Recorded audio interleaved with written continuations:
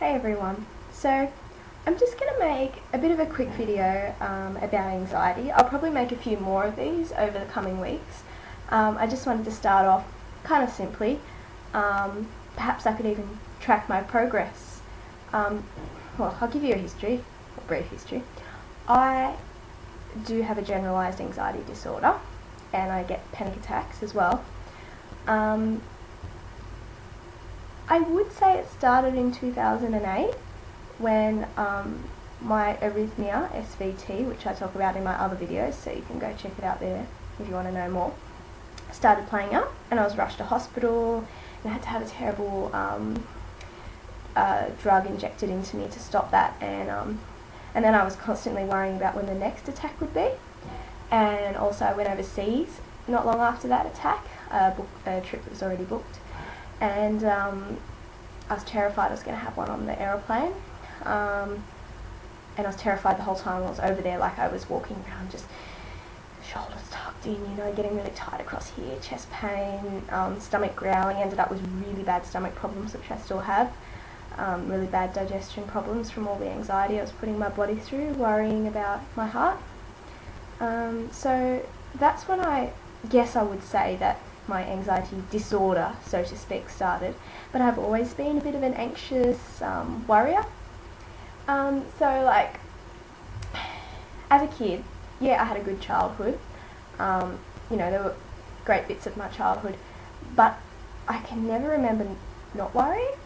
Like, for example, I'd always be thinking, oh, I hope my brothers, I've got two older brothers, I'd be thinking, I hope my brothers aren't doing anything dangerous.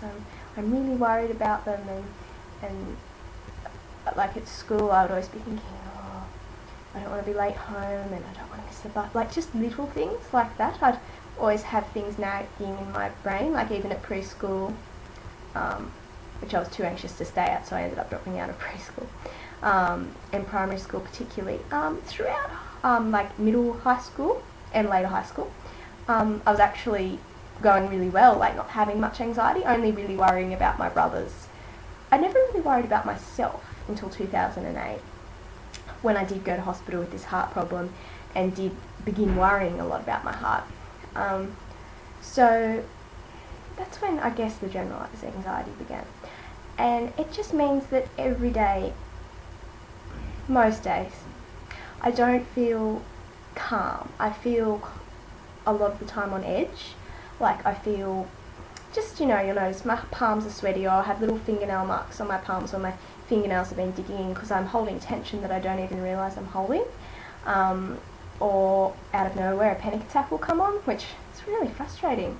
And you just won't be able to get enough air in, and you'll feel this sense of doom, like something really bad's going to happen. Who knows what that is, but you know something really bad's going to happen, and you just, it's really hard to get through sometimes, and your heart will speed up and your hands will sweat and they'll go a little bit fuzzy because you might be hyperventilating a bit. And people find these panic attacks really hard to understand. It's not unless you do have bad anxiety that you can understand, because, you know, they are quite irrational. But my psychiatrist said to me, see them as a good sign. See them as your body saying to you, you know, you're either not connecting with a feeling, or you haven't been keeping up your meditation.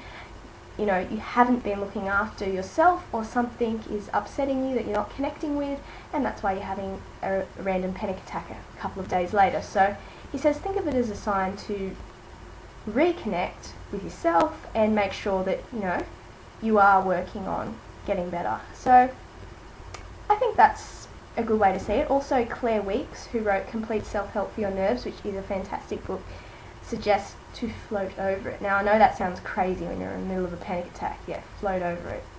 But it's actually, when you practice it, it is a really good tip. Like, you think, because for me, it's the symptoms that scare me. Like, I'm always thinking I'm going to die.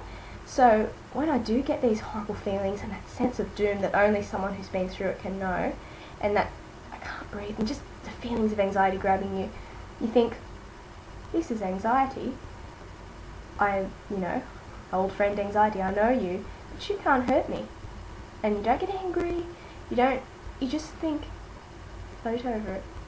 I'm just going to float through these feelings and know that they can't hurt me, and know that I'll always come out of these attacks.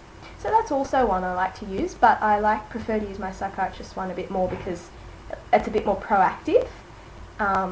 You know, you're getting somewhere, like, yeah.